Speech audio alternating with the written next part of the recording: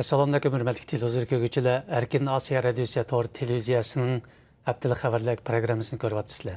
Programımız hoş geldinler. Mazkur programımızda ötken bir hafta jarayonida Uyg'ur diyarı, shundoqla Uyg'urlarga munosabatlik bir qism muhim xabarlarni diqqatingizga sunamiz. Men Erkin. Men Gulchehra.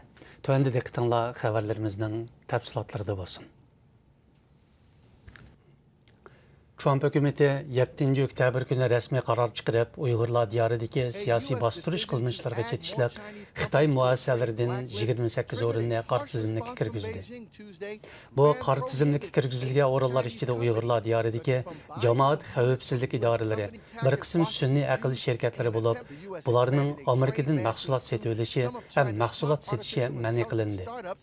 Şunun bilan birga Amerika Tashqi ishlar ministrligi Uyg'ur diyoridagi zulmga sherik amaldorlarga viza cheklamiz qo'ygan bo'lib, ba'zi mutaxassislar buning Xitoy hukumatiga berilgan qattiq ogohlantirish ekanligini ta'kidlamoqda.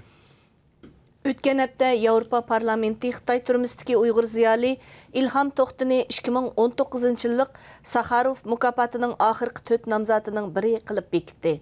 Ma'lum bo'lishicha, İlham To'xti buningdan ilgari bir necha qitim mazkur mukofotga nomzod qilib ko'rsatilgan bo'lsa-mu, oxirgi tanlash bosqichiga kirmagan ekan.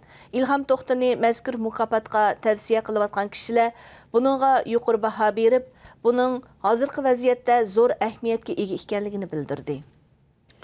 Xitoy hukumatining chet ellarda o'z ta'sirini kengaytirish urinishining bir inkosi yaqindan buyon Istanbuldagi qatnash bekatlarida Xitoy xatlarining ko'plab o'rin olishida aks etdi.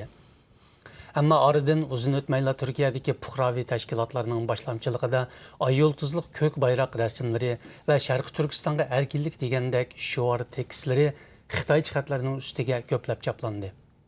Har qaysi ommaviy tashkilotlarning ham Uyg'urlarning kuchli qarshilik ko'rsatishi bilan yaqinda qatnash bekatlaridagi Xitoy xatlar birdek ilib tashlangan.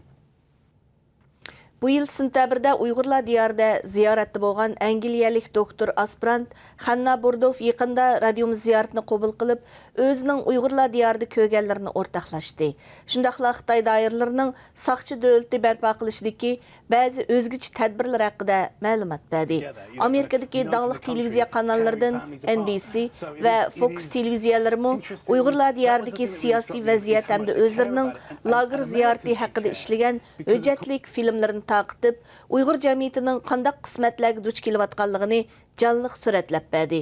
Analizchilar bu haqda fikr qilib, Uyg'ur masalasining har qanday axborot vositalarida muhim programmalar qatorida o'rin olishi dunyo jamoatiga Uyg'urlar masalasini anglitishda zo'r ahamiyatga ega dedi. Uyghur diyoridagi lager tutqunlarining jamiyat qo'yniga qaytib kelishi haqida turli gumonlar o'tirg'i chiqayotganda, lagerdagi mahbuslarning amaliyotda sotsizlar qamoq jazolariga hukm qilinayotganligi ma'lum bo'lmoqda. Yaqinda bir qism anglovchilarimiz uchur yo'llab, G'o'ljidagi lagerga qamalgan Uyg'urlarning hech qanday sud tartibidan o'tmasdilla qamoqqa yo'llanayotganligini, ularga hatto qamoq jazosi hukmnomalarining berilmayotganligini inkos qilgan edi. Muxbirimizning ahvol egallishi jarayonida buning rost ekanligi dalillandi. G'o'ljidagi Taksim savdo sarayining xo'jayini Anvar Tursun yaqinda sotga chiqqanda kishilar uni oz sondagi talaylik tutqunlarning biri deganligi ma'lum.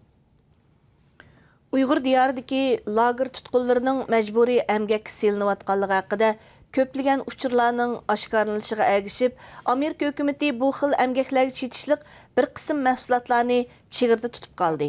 Ma'lum bo'lishicha, Amerikadagi dongliq top setish zanjirsimon do'konlaridan Costco şirketi yaqinda Xitoydagi Tayda şirketidan zo'r turkumda balla kiyim setib olgan. Ammo bu kiyimlar Amerika chegarasiga kirganda buning Xotandagi lager mahsulotlarining amgigi badaliga bitganligi ma'lum bo'lganlikdan Amerika tamojin doiralari bu mallarni to'sib qolgan. Amerikadagi munosabatlik amgak mutaxassislari bu haqda fikr qilib, bu xil savdoning axloq o'lchimi va amgak qonunlariga xilof ekanligini bildirdi. Muhtaram televizor ko'ruvchilar, yuqorida Erkin Osiyo radiosi Tor televiziyasining haftalik xabarlar programmasini ko'rdinglar. Kelar hafta ko'rishaylik. Xayr xo'sh. Xayr xo'sh.